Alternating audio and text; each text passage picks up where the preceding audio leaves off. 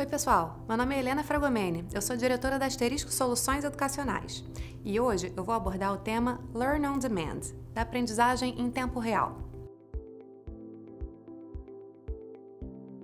Muito se fala hoje sobre as técnicas para retenção do conteúdo.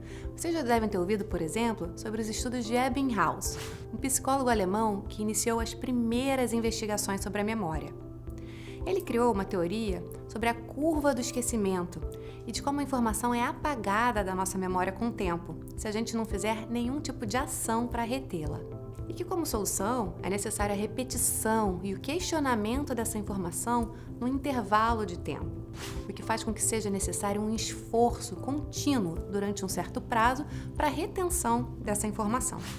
E por conta disso, muitas das soluções educacionais são desenhadas com esse objetivo, da gente estar sempre acessando, através de um microlearning, por exemplo, um determinado conteúdo, até ele se formar como um conhecimento. Tudo isso é muito válido, e é por aí mesmo, se a gente entender que é esse o propósito. Só que hoje eu quero ir aqui numa direção contrária disso tudo. Eu quero chamar a atenção para um conteúdo que ele pode ser aprendido, consumido e descartado praticamente em tempo real. Já vou explicar melhor isso para vocês e entrar no que a gente chama de Learn on Demand. Hoje, existe uma disputa voraz pela atenção, pelo engajamento, pela energia e pelo esforço de um aluno para absorver um determinado assunto. Só que é tanto conteúdo que até os alunos que têm mais garra e determinação ficam frustrados, porque eles acabam não tendo tempo de dedicação que gostariam e que precisariam para realmente conseguir assimilar algo, para conseguir essa maestria. Alguém já se sentiu assim?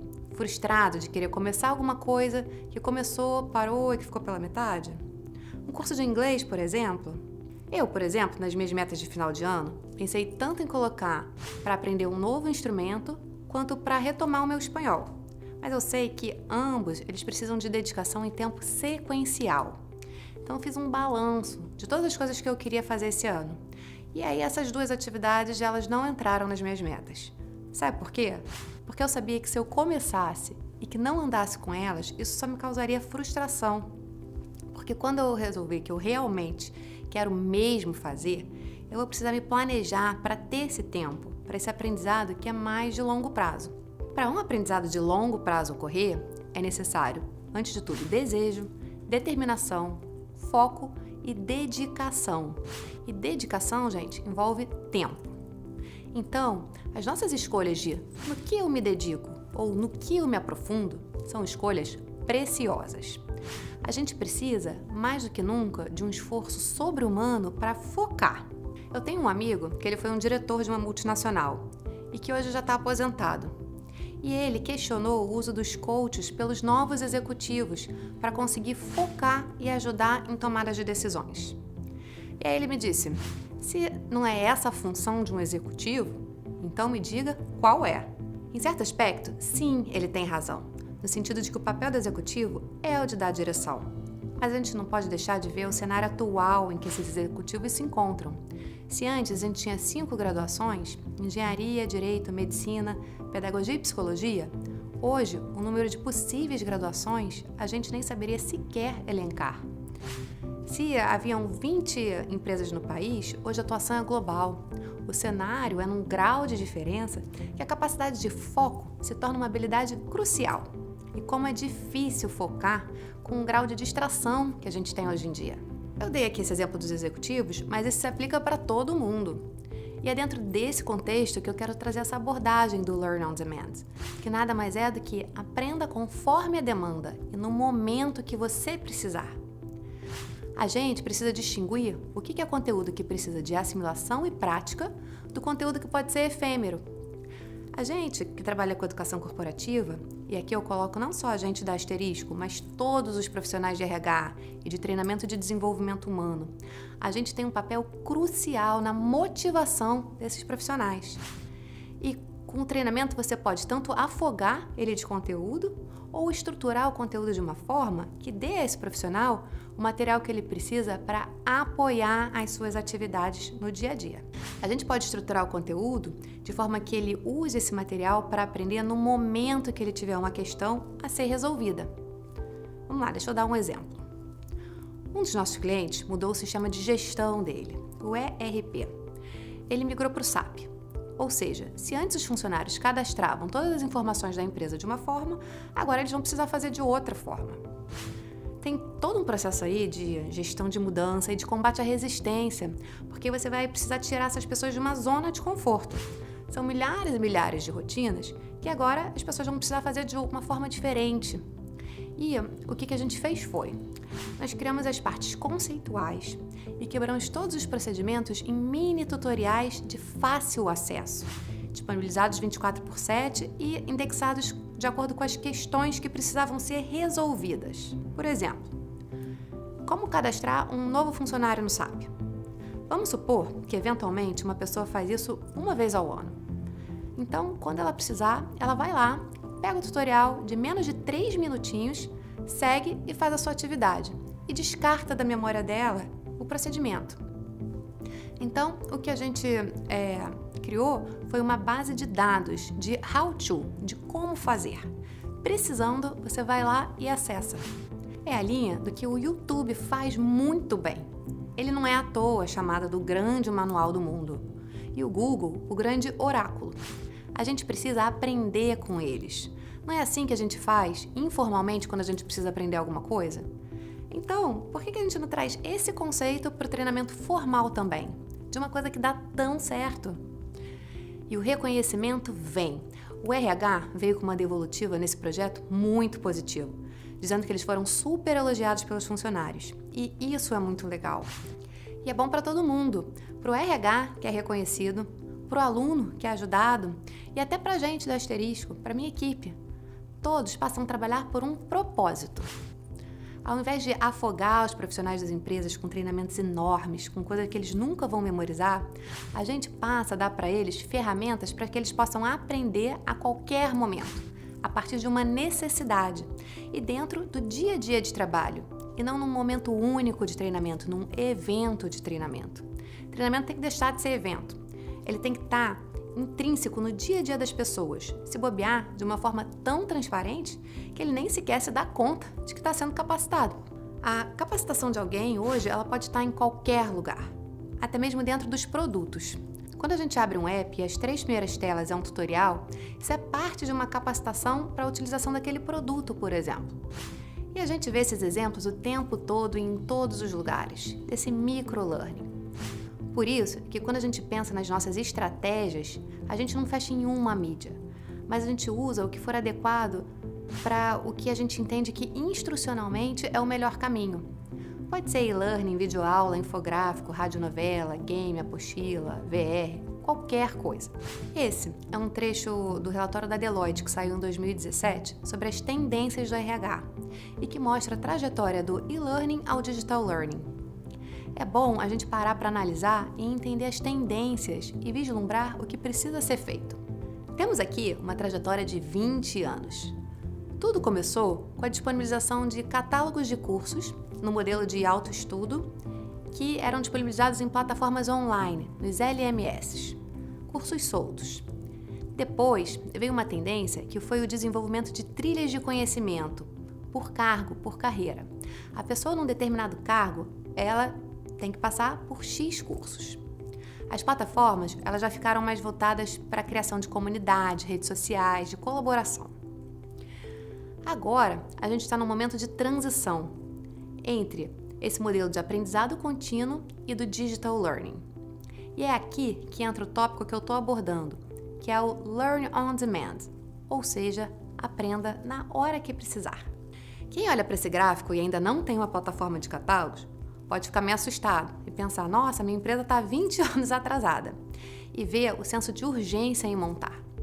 Por outro lado, se antigamente criar uma plataforma dessa tinha um custo enorme, uma implantação super difícil e um desenvolvimento que levava meses, hoje é possível colocar uma plataforma online na nuvem da noite para o dia e é um custo super baixo.